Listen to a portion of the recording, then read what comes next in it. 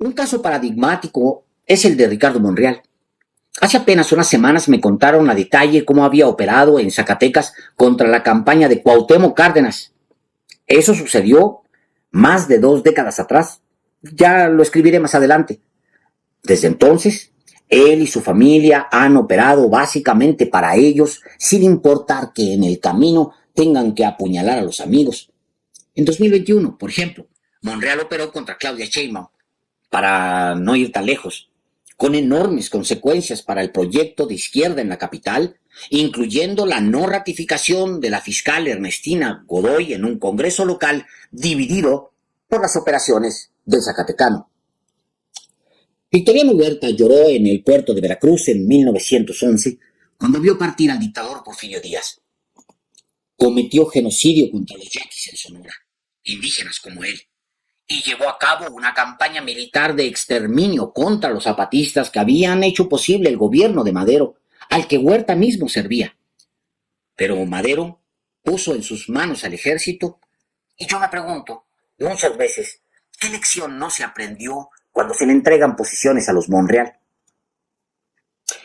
En 2017, millones de mexicanos tuvimos asco por el fraude contra la maestra Delfina Gómez que encabezó el entonces gobernador Erubiel Ávila. El Partido Verde fue en alianza ese año con Alfredo del Mazo y sus votos fueron definitivos para que el PRI conservara la gubernatura y retrasara la transición democrática 6 años más. Ahora, Erubiel es parte de la izquierda y quien lo metió, sí, fue el Partido Verde. Pues que nadie entendió nada. Y el vómito que nos generó el fraude del 2017, ¿qué? Perdón y olvido y a votar por él, por Erubiel, en 2024. Además del Verde, el PES apoyó a Del Mazo y privó a la gente de su deseo de un cambio democrático. Nadie en Morena entendió por qué le da respiración de boca a boca si ha sido un partido traidor de derechas que se habría muerto en 2024 si no lo rescatan. La derecha es la derecha, debería entenderse, como Huerta es Huerta.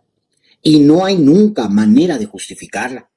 Sacil de León, candidata de la izquierda en Chiapas, es gente de Eduardo Verástegui, es decir, es socia de la ultraderecha. ¿Qué no lo vieron? ¿Dónde creen que estarán sus lealtades cuando sea el momento? 100 años antes se estaría saboreando ella el cuello tierno de Francisco y Madero.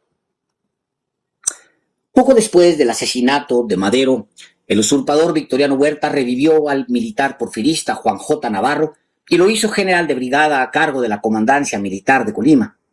Después, cuando el dictador necesitó un congreso a modo, faltaba más, hizo senador a Navarro.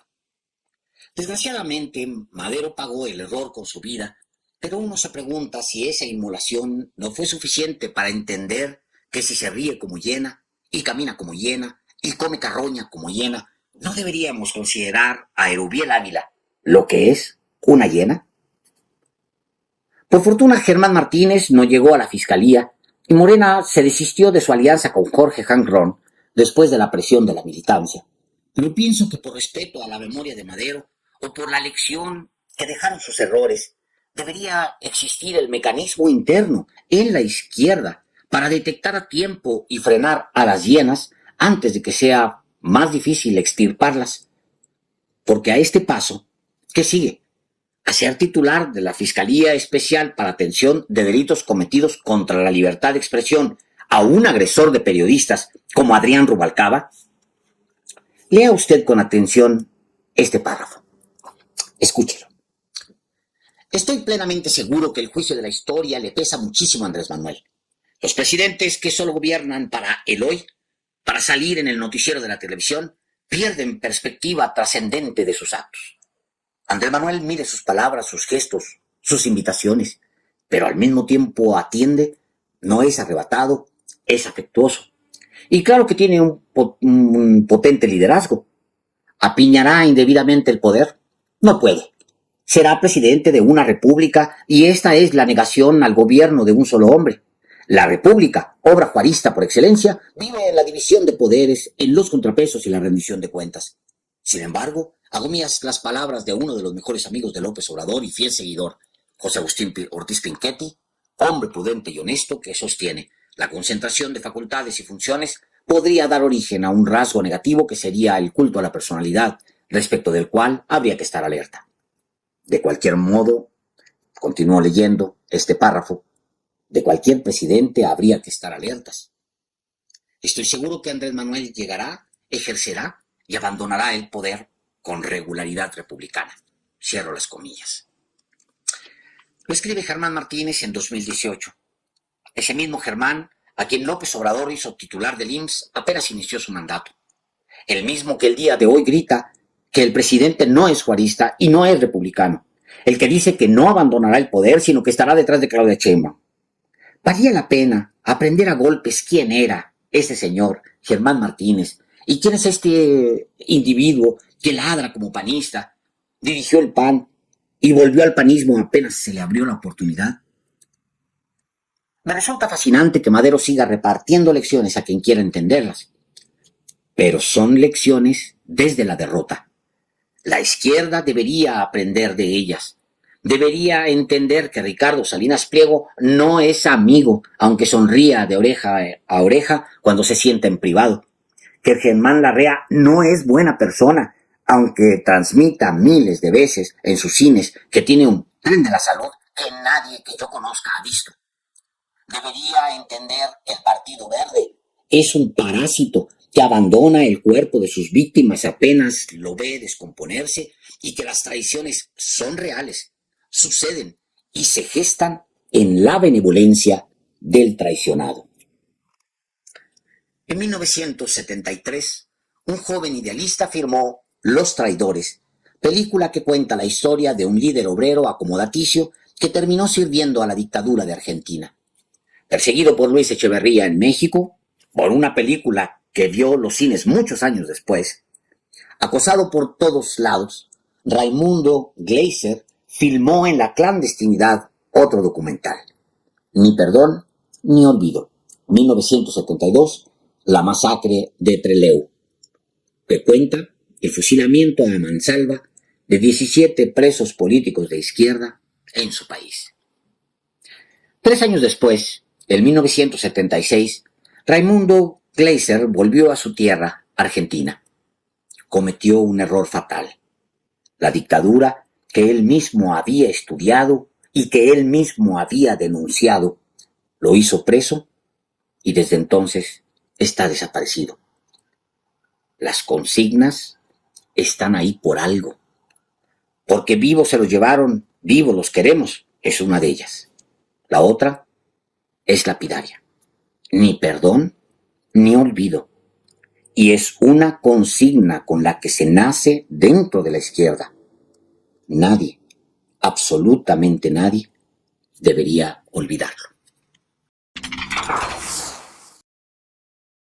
Vecinos, excelente tarde, mis amigos. Les compartí el video de Alejandro Páez Varela, este periodista, porque honestamente me llamó muchísimo la atención. Él, después de esta cátedra de historia incluso que nos da, el mensaje es muy claro. Es un mensaje que va dirigido básicamente a la dirigencia nacional del partido de Morena, a Mario Delgado. Por lo que hemos estado observando, hemos estado viendo que está ocurriendo dentro del movimiento. Por ejemplo, esto que está ocurriendo en Mérida, Yucatán, le caló duro a Mario Delgado y al partido de Morena la barda en Yucatán con la leyenda "ningún voto a los chapulines en Morena", y mandan a jóvenes para que inmediatamente la borren. Mario podrá borrar esa barda, pero no podrá borrar la convicción del pueblo obradorista que repudia a los chapulines del PRIAN y apoyan las bases y jóvenes de Morena. Con el pueblo todo, sin el pueblo nada. Esta es la barda que habían puesto allá en Mérida, ni un voto a los chapulines en Morena en Yucatán. Por el caso del señor Rommel, que pues toda su vida ahí en el PRI de repente quiere saltarse a Morena. El caso del señor Jorge Hank Ron, que pues como dijo Alejandro, gracias a Dios no ocurrió. Son personajes completamente de derecha, son personajes que deberían de permanecer en la oposición, no tienen nada que hacer del lado de la izquierda, pero ya están y los aceptan. Entonces pues así borraron esa barda, la quitaron, no le gustó a Mario Delgado. Así que por eso se los comparto, vecinos, para que pues estemos también pendientes de esto, porque Claramente se va a ganar la presidencia en el 2024. Esperemos que se gane también la mayoría calificada en la Cámara. Sin embargo, si se empieza a atiborrar el partido con tanto chapulín, con tanta gente que sabemos cuáles son sus intenciones, ellos quieren seguir hoy sí que respirando o viviendo de las obras y las migajas que se le caigan a Morena. Por eso ataca tanto al Partido Verde Alejandro Páez. Va a ser un problema, si no mañana, en un tiempo, en unos años, esto pudiera ser una dificultad para el movimiento. Pero bueno, allá están las cosas. La militancia no se lo permitió a Mario Delgado, por eso es que no hubo esta mancuerna con Jorge Hank Ron, pero no es nada más él.